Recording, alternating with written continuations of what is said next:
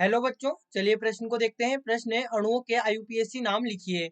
CH2 double bond, CH single bond, CH CH3, CH double bond, CH double bond, CH2। तो देखिए बच्चों, यहाँ पर यदि बात करें प्रश्न की मुख्य अवधारणा की, मुख्य अवधारणा, तो बच्चों यदि हम प्राथमिकता की बात करें नेमिंग में, रूट रूट चेन के अलावा हम यहाँ पर यदि नेमिंग की बात, यहाँ पर प्राथमिकता की बात करें कि प्राथमिकता हम किसको देते हैं नाम लिखने में, तो देखिए सबसे पहले तो हम यहाँ पर प्राथमिकता देते हैं जो हमारे पास में क्रियात्मक समूह होता है, उसे क्रियात्मक समूह को प्राथमिकता देते हैं। इसका अर्थ हुआ कि उसकी तरफ से हम नंबरिंग करेंगे जिधर क्रियात्मक समूह को सबसे कम नंबर मिल रहा होगा।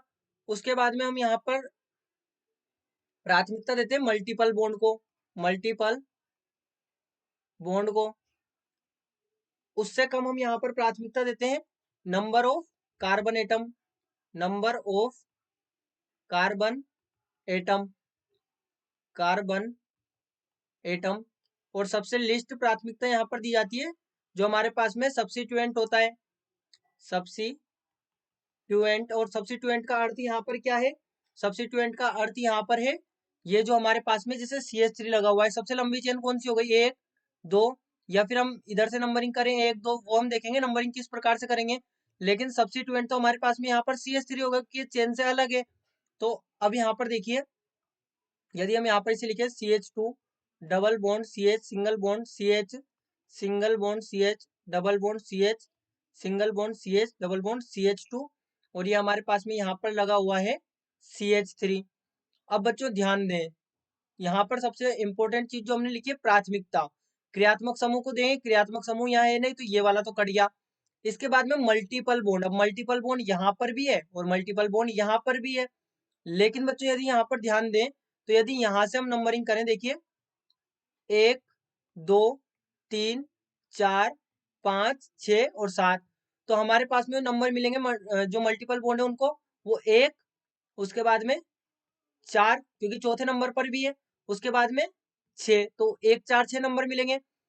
और यदि हम यहाँ पर नंबरिंग करें 1 2 3 4 5 6 और 7, तो अब मल्टीपल बॉन्ड को कौन कौन से नंबर मिले?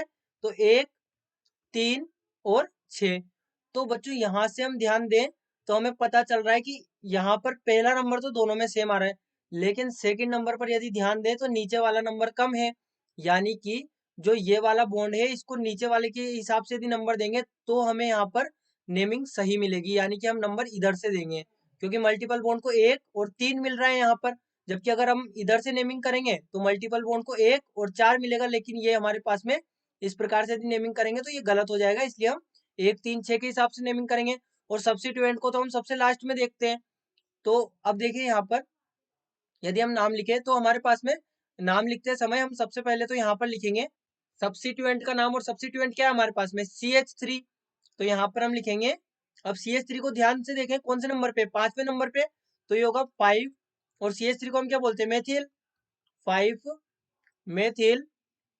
अब उसके बाद में हम लिखते हैं कार्बन चेन की संख्या, और कार्बन चेन हमारे पास में कितने की है? 7 की। तो यहाँ पर हम 7 के लिए प्रयोग करते हैं हेप्ट, हेप्ट।